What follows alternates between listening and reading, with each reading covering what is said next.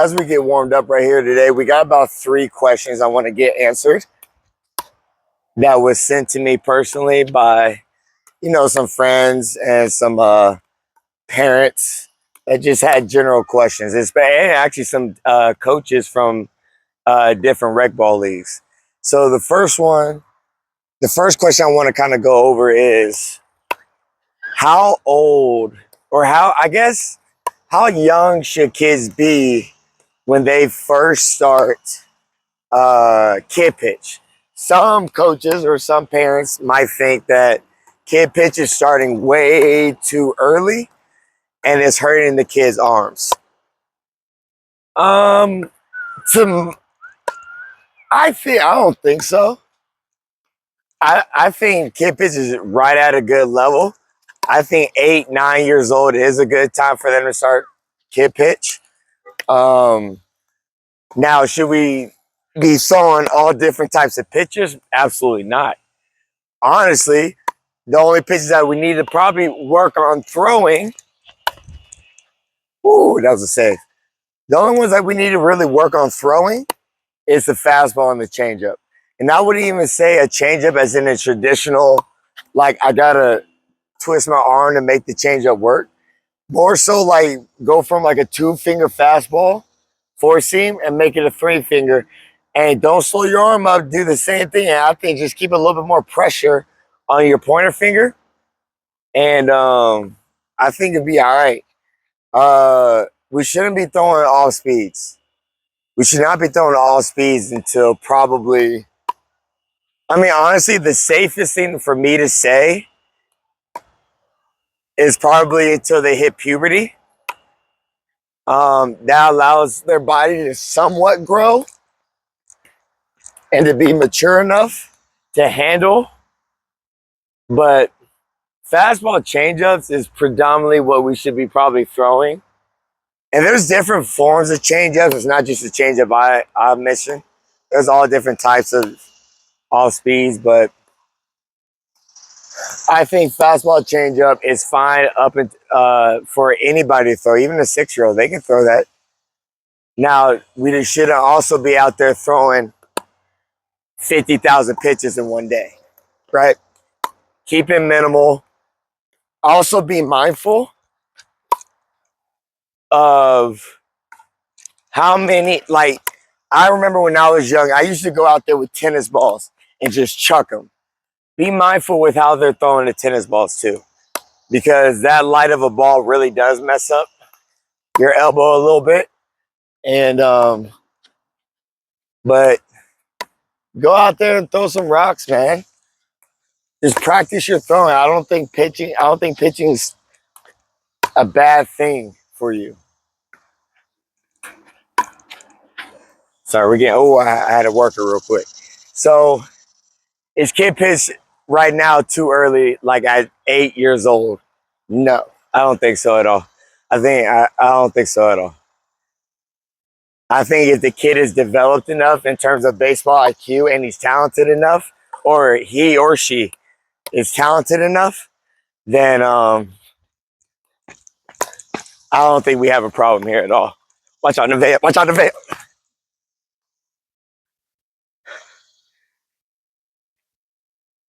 So the next question that we want to get answered was, when should we stop playing rec ball? What age? Or I guess really, I think what their question was that their kid is about 15 years old and he's still in rec ball and they want to know how likely is it that they're going to make their high school team. Only playing rec ball, not really ever playing any competitive travel ball. Honestly, it depends on the kids. Some diamonds are, you find where they did play rec ball their entire career. They had a really good coach.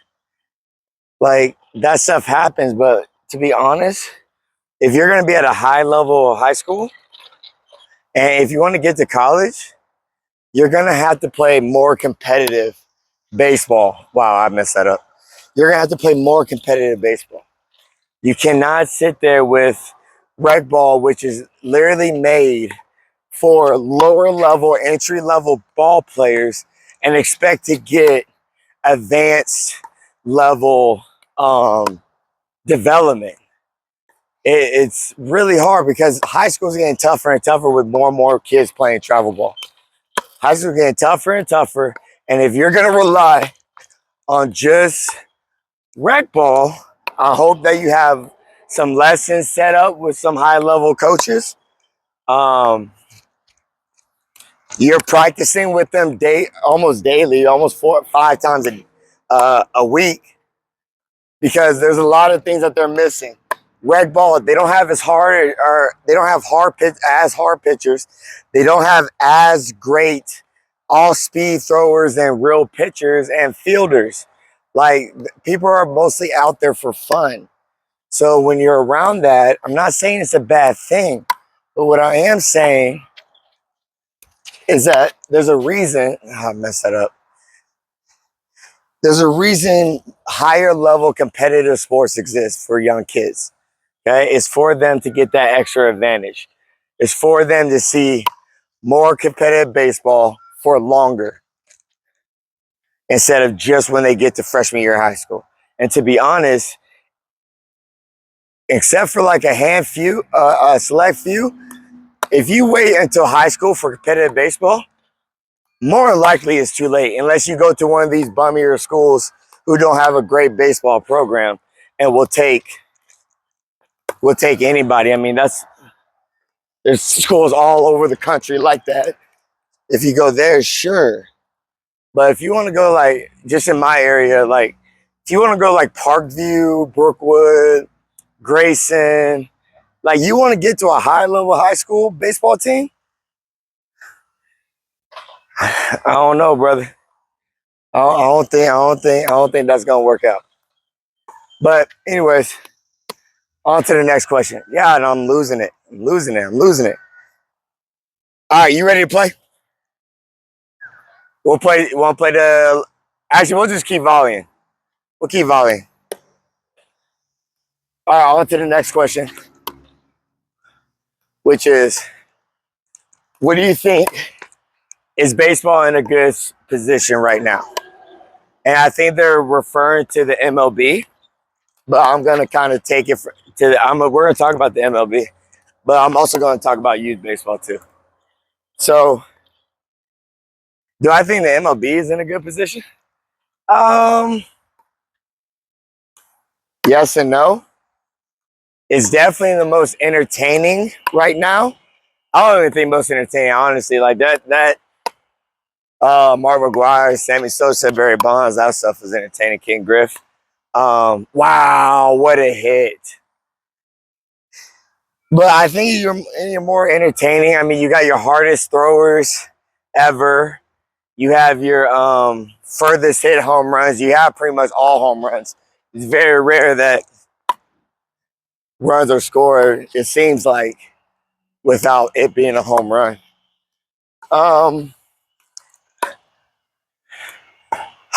This is hard for me. That's a hard question for me. Because I would like in the MLB, especially when the shift was legal and people would shift like crazy. I never understood. Well, I do understand it, but I don't understand it from a baseball perspective. Is that why are we not bunting for free base hits? Right? Like, why are we not bunting for free base hits? But I get it from their financial and business perspective. They get paid millions to not bunt. They get paid millions to hit the home run. So they're not going to go up there and do that.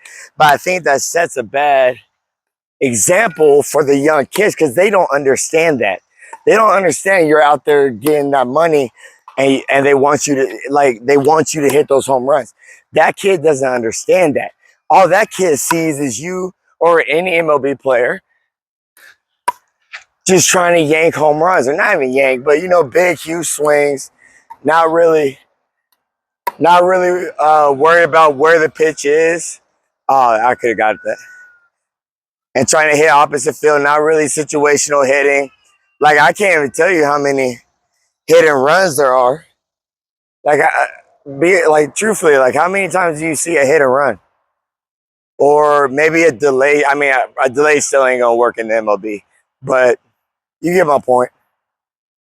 But like I said, on to the youth, like, I think it's such a bad example for the youth. Kids are trying to throw so hard, and now they're throwing these heavy balls and all this other crap. Now, that stuff at the age of 6, 7, 8, 9, 10, 11 years old is way too early. We don't need to be throwing those heavy balls. I think that, and with everybody pumping that online, that's how you throw hard. That's how you throw hard. I think that's what is kind of hurting the youth baseball aspect of it. Instead of developing good pitchers, instead of developing good pitchers, we develop hard throwers. And I think that's where we get in trouble at. I think fielding is in an okay state. I think we worry a lot more about hitting right now than we do fielding. But I don't know the statistic on that. We don't hear too many people complain about the fielding nowadays. It's mostly the hitting and the pitching. I should have went after it.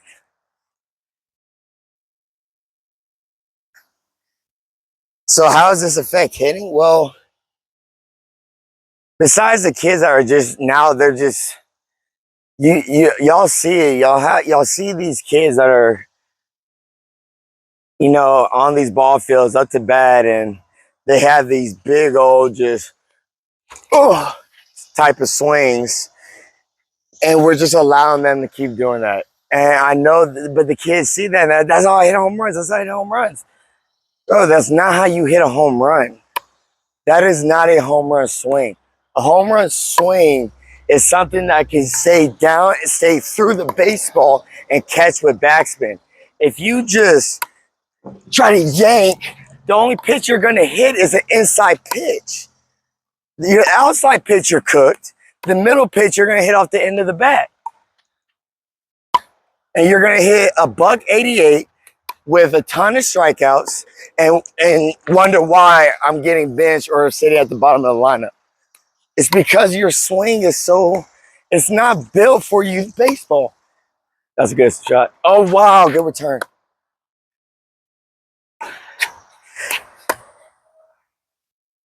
Teach kids how to stay through a baseball. Teach kids how to hit a ball up the middle consistently. Teach them how to hit a ball to left center consistently, right center consistently. Stop allowing kids just go to lessons and practices and only try to hit home runs. You are not going to make it like that. Unless you're just some God-given gift of I can just hit a home run like every 4 pitches or 4 at-bats or something like that, then like put it down, go learn how to hit a line drive, and stop striking out 20 times out of 40.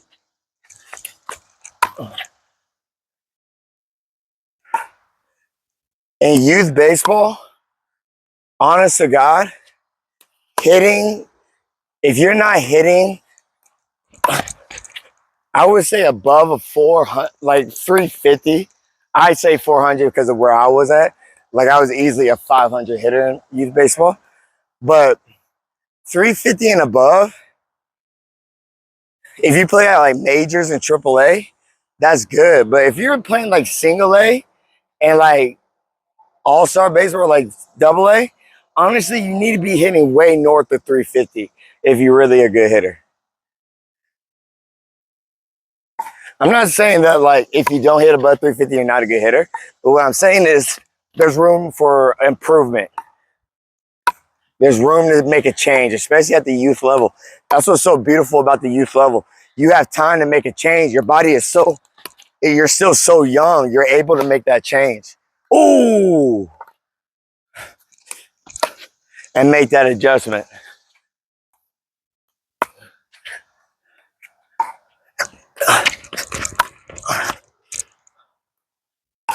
Oh, shit.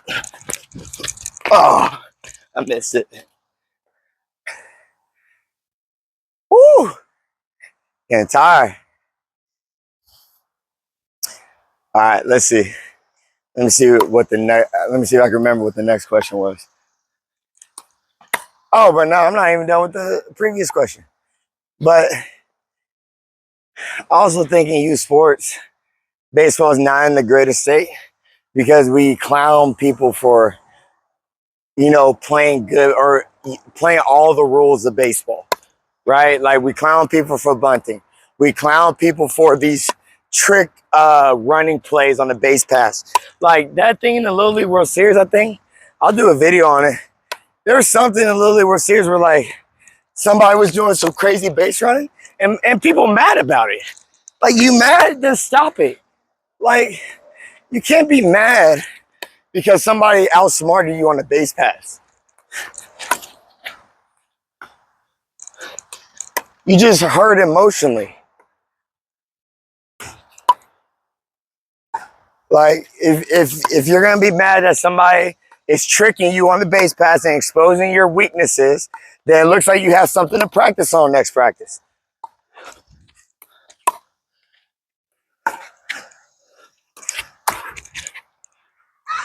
I put a crazy spin on that. Yeah, man. But like bunting, the hit and runs, all that stuff, man. And youth baseball, you need to expose the kids to everything. Don't be one dimensional. Expose them to everything. I'm tired. I ain't gonna hold you. We just gonna sit here and play a little bit more pickleball. So I'm just gonna let this camera roll out. But that's the questions for today. This is my first time doing this, so my bad for rambling and giving out bad tips. I'm really off the top. But hey, that's it today. Y'all be smooth, y'all be easy. A Turn2 Podcast. We out. Got him.